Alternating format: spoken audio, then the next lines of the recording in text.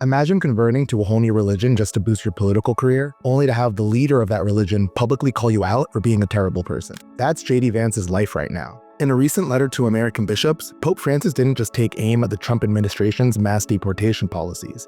He absolutely slammed them. He made it clear that these policies aren't just cruel, but that they represent a complete moral catastrophe, a total betrayal of the Christian command to love and care for the vulnerable. And he took particular issue with one man's attempt to justify and defend the indefensible, none other than the grifter-in-chief, J.D. Vance. Vance has been cosplaying as a far-right extremist for years now, shapeshifting into whatever persona he thinks will get him the most political clout. First, he was the thoughtful conservative intellectual critiquing Trump, then when that didn't pay off, he went full MAGA attack dog. And part of that rebrand, becoming Catholic out of nowhere, not because of some deep spiritual awakening, but because he realized it could help him sell himself to the hardcore religious right. All that cost him was his soul, his integrity, and any actual fidelity to what Jesus and the Bible actually teach, but I guess JD felt that was a small price to pay for political power. If only Jesus had said something about that particular kind of trade-off. In this way, Vance is the perfect symbol for the modern Christian conservative movement in America, one that claimed to stand for faith and values, but has now abandoned both in its desperate bid for power. Their gospel isn't the one Jesus spoke of. It's whatever helps them cling to control. And that's exactly what the Pope just called them out for. So today, we're going to finish what Pope Francis started. We're going to look at what the Bible actually says about immigration. And spoiler alert, it's not kick them all out and build a wall. And yeah, I get it. Countries have borders and governments have a responsibility to secure them. But let's be real, the modern right isn't primarily interested in border security. What they care about is fear-mongering, dehumanization, and cruelty disguised as Christianity. So let's open up those Bibles and see just how much of their policies align with the teachings of Jesus. Hint, they don't.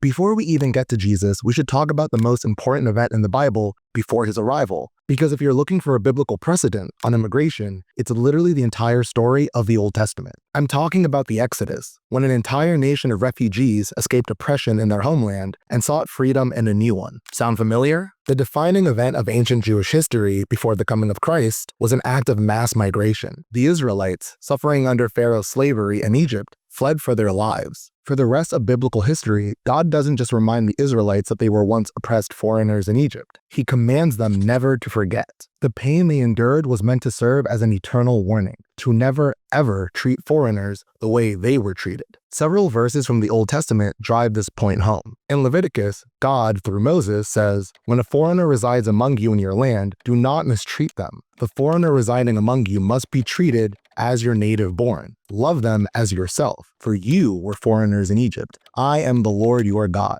This isn't just some one-off command. It's a reflection of God's very character. It's in his nature to look after the downtrodden, the vulnerable, and the oppressed. Deuteronomy describes God in the following way. He defends the cause of the fatherless and the widow, and loves the foreigner residing among you, giving them food and clothing. And you are to love those who are foreigners, for you yourselves were foreigners in Egypt. The Old Testament doesn't give us a picture of a God who is indifferent to the suffering of the oppressed. It doesn't show us a God who is neutral in the struggle between the powerful and the powerless. God takes sides, and he always takes the side of the poor and downtrodden, every single time. Proverbs 14:31 makes this clear. Whoever oppresses the poor shows contempt for their maker, but whoever is kind to the needy honors God. To exploit the vulnerable is to insult God himself. To mistreat the poor is to spit in the face of their creator. And nowhere is this more clear than in the Exodus story. Because when God chose his people, he didn't pick an empire. He chose slaves. He chose the marginalized, not the powerful. That same vision of a people escaping oppression and searching for a better life is what drew millions of immigrants to America throughout history. Whether they knew it or not, their journey mirrored the Exodus. For them, the Statue of Liberty wasn't just a monument. It was their Red Sea parting, their sign that they had reached freedom. At its base is a poem that defines America's highest ideals. Give me your tired, your poor, your huddled masses yearning to breathe free. That wasn't just a patriotic slogan. Emma Lazarus, a Jewish poet, wrote it in response to the waves of Jewish refugees fleeing violent pogroms in Eastern Europe. She saw America as a promised land, a place of refuge. She was describing America as it was supposed to be, a nation that didn't turn its back on the suffering, but opened its doors to them. The same people, like J.D. Vance, who constantly insist America is a Christian nation, have turned their backs on the most Christian part of our national identity. They claim they want America to be built on biblical values, but the second the Bible tells them to welcome the stranger, it's like they can't read anymore. And the irony? Their entire religion is centered on one of the most famous migrant refugees in history, Jesus Christ. Jesus wasn't born into wealth or power. His family was poor, his mother Mary was a teenage girl, his earthly father Joseph was a working-class carpenter, and shortly after Jesus' birth, he and his family became refugees. When King Herod, the ruler of the area where Jesus was born, heard that a child had been born who might challenge his rule, he ordered the murder of every male child under the age of 2 in Bethlehem. To escape, Joseph and Mary fled to Egypt in the middle of the night with baby Jesus. Now imagine if Egypt had had Trump and Vance's immigration policies, if they closed their borders, built a wall, and turned away asylum seekers. Jesus and his family would have been sent back to Bethlehem and killed. Christianity would have ended before it even began. Thankfully, that didn't happen. Jesus and his family found refuge in Egypt, and he lived to grow into a man who would change history. As a first-century Jew, Jesus inherited the moral foundation of the Exodus story and expanded it. For Jesus, knowing God wasn't about religious ritual or national identity. It was about how you loved and cared for others, especially those different from yourself. He told his followers that when they fed the hungry, welcomed the stranger, and cared for the least among them, they were doing it for him. And he didn't just preach this, he lived it. He crossed every social and cultural barrier of his time, dining with outcasts, touching the untouchables, and making foreigners the heroes of his stories. He made it clear that following him meant rejecting tribalism, embracing radical compassion,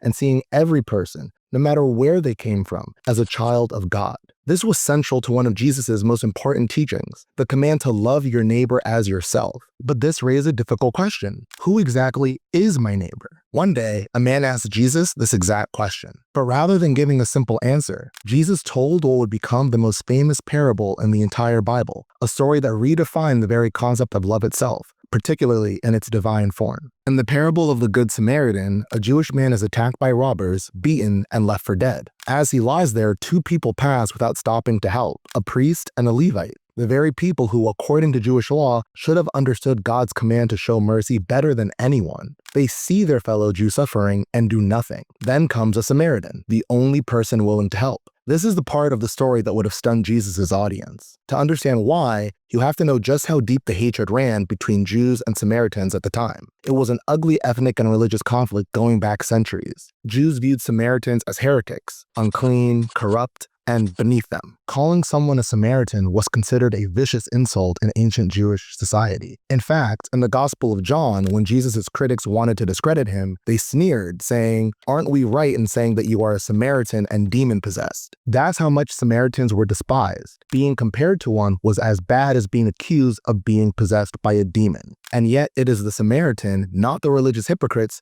who shows mercy. He bandages the man's wounds, takes him to an inn, and pays for his care. Jesus then asks, which of these three was a neighbor to the man who fell into the hands of robbers? The answer was obvious. The true neighbor was the person the man laying by the road had every reason to hate. This wasn't just a story about kindness. It was a radical redefinition of love itself. Jesus was saying that your neighbor isn't just the person who looks like you or thinks like you. Your neighbor is the person you think couldn't be more different from you. Your neighbor is even your enemy. This ties directly into one of Jesus' most revolutionary commandments. In his time, just like in most times and places in history, people followed a simple moral code. Love your neighbor, but hate your enemy. That was just human nature. But Jesus completely rejected that. He explained that although you have heard it said to love your neighbor and hate your enemy, I tell you to love your enemies and pray for those who persecute you, that you may be children of your Father in heaven. He causes his sun to rise on the evil and the good, and sends rain on the righteous and the unrighteous. This is the heart of Jesus' message. Every human being is made in the image of God,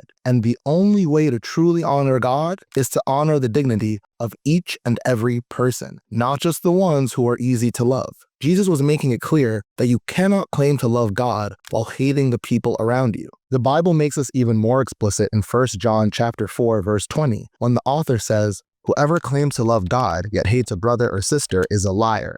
For whoever does not love their brother and sister whom they have seen cannot love God whom they have not seen. This is why Jesus called the command to love your neighbor the second greatest commandment, second only to loving God. When asked what the most important commandment was, he answered, "Love the Lord your God with all your heart, with all your soul, and with all your mind. This is the first and greatest commandment. And the second is like it. Love your neighbor as yourself." All the law and the prophets hang on these two commandments. Jesus knew that you cannot do one without the other. You cannot claim to love God while rejecting the people he created. You cannot claim to be a follower of Christ while ignoring his clearest, most fundamental command, to love radically, without limits, without borders, and without exclusion. Every Christian ethic rests on getting these two commandments right. At this point, some people will roll their eyes and say, yeah, Christian love is all well and good, but you can't base immigration policy on it. It's just not practical. When these critics talk about the impracticality of a compassionate immigration policy, what they usually mean is that it would be inconvenient to treat migrants humanely.